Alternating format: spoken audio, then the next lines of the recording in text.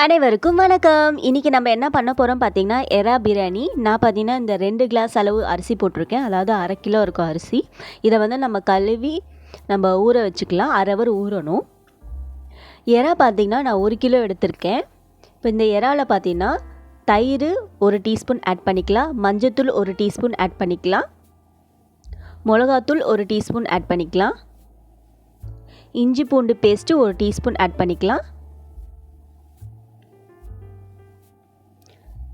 எண்ணெய் 1 teaspoon add பண்ணிக்கிறேன், 1 teaspoon lemon juice add பண்ணிக்கிறேன், கொஞ்சமாக உப்பு ஆட் பண்ணிவிட்டு நம்ம எல்லாத்தையும் நல்லா மிக்ஸ் பண்ணி வச்சுக்கலாம். ஒரு பாத்திரம் எடுத்துக்கலாம். அதில் பார்த்திங்கன்னா 3 டேபிள் ஸ்பூன் எண்ணெய் ஊற்றிக்கிறேன், 1 டேபிள் ஸ்பூன் நெய் ஆட் பண்ணிக்கிறேன், 2 பிரியாணி இலை, 1 ஸ்டார் சோம்பு, 2 ஏலக்காய், 2 பட்டை. இது எண்ணெயில் நல்லா பொரியட்டும். இப்போ எண்ணெயில் பொரிஞ்சதுக்கப்புறம் பார்த்தீங்கன்னா 2 டேபிள் ஸ்பூன் இஞ்சி பூண்டு பேஸ்ட் ஆட் பண்ணிக்கிறோம். இந்த இஞ்சி பூண்டு இந்த எண்ணெயிலே நல்லா வதங்கணும். நல்லா வதங்கினதுக்கப்புறம் பார்த்தீங்கன்னா நான் 3 பச்சை மிளகாய் ஆட் பண்ணுறேன். நான் 4 வெங்காயம் கட் பண்ணி வச்சுருக்கேன், அதை ஆட் பண்ணிக்கலாம்.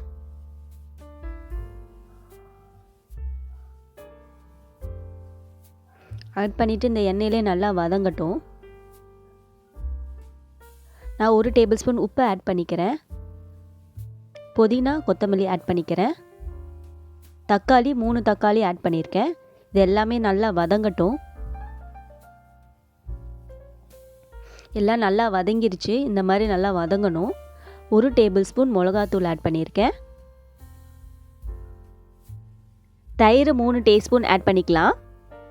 ஆட் பண்ணதுக்கப்புறம் நல்லா அதை வதக்கிக்கலாம். நல்லா வதக்குனதுக்கப்புறம் நம்ம எறா மசாலா போட்டு வச்சுருக்கோம்ல, அதை ஆட் பண்ணிக்கலாம்.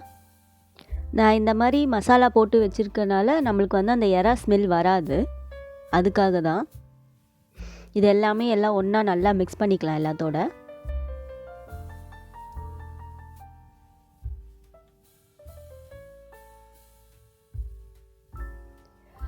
நான் பார்த்தீங்கன்னா அந்த 2 கிளாஸ் அளவு நான் அரிசி போட்டேன். இப்போ நான் 4 கிளாஸ் அளவு தண்ணி ஊற்றுறேன். நீங்கள் எதில் அளந்தீங்களோ அதுக்கேற்ற மாதிரி நீங்கள் தண்ணி ஊற்றிக்கோங்க. இப்போ தண்ணி போட்டாச்சு. இப்போ அது கொதி வந்துடுச்சு. கொதி வந்ததுக்கப்புறம் நம்ம அரிசியை ஆட் பண்ணிக்கலாம். நம்ம ஊற வச்சிருந்த அரிசியை எல்லாத்தையுமே நம்ம ஆட் பண்ணிக்கலாம்.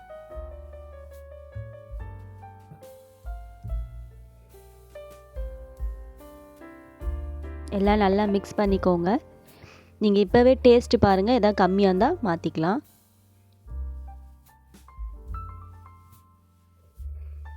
இப்போ தண்ணியெலாம் சுண்டினதுக்கப்புறம் இப்படி தான் இருக்கும். நல்லா உதிரி உதிரியாக இருக்குது. இன்னும் கொஞ்சம் இருக்குது. இதில் நம்ம தம்மில் வச்சுட்டிங்கன்னா இன்னும் நல்லா வந்துடும். இப்போது நம்ம தம்மில் வைக்க போகிறோம். அதனால் உங்கள் வீட்டில் இருக்கிற தோசைக்கல்லை எடுத்து வச்சுக்கோங்க. வேஸ்ட்டான தோசைக்கல், பிரியாணிக்குனே யூஸ் பண்ணுவீங்களா, அந்த கல்லை எடுத்து வச்சுக்கோங்க. இப்போ அதில் வச்சு நம்ம தம்மில் போட போகிறோம்.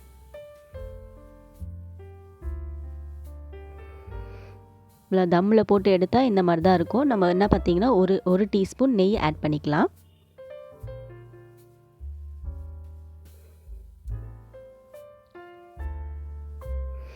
கொஞ்சமாக நம்ம வந்து புதினா ஆட் பண்ணிக்கலாம். திருப்பி இது கொஞ்சம் நேரம் மூடி வச்சுட்டு எடுக்கலாம். இப்போ மூடி வச்சு எடுத்தாச்சு. இப்போ பார்த்தீங்கன்னா எல்லாமே ரெடி ஆயிடுச்சு. பிரியாணி ரெடி ஆயிடுச்சு. இந்த மாதிரி உதிரி உதிரியாக ஆகிடும். என்னோடய வீடியோ பிடிச்சிருந்ததுன்னா லைக் பண்ணுங்கள், ஷேர் பண்ணுங்கள், சப்ஸ்கிரைப் பண்ணுங்கள். மறக்காமல் பெல் பட்டனை கிளிக் பண்ணுங்கள். நான் உங்களை அடுத்த வீடியோவில் சந்திக்கிறேன். அது வரைக்கும் பாய்.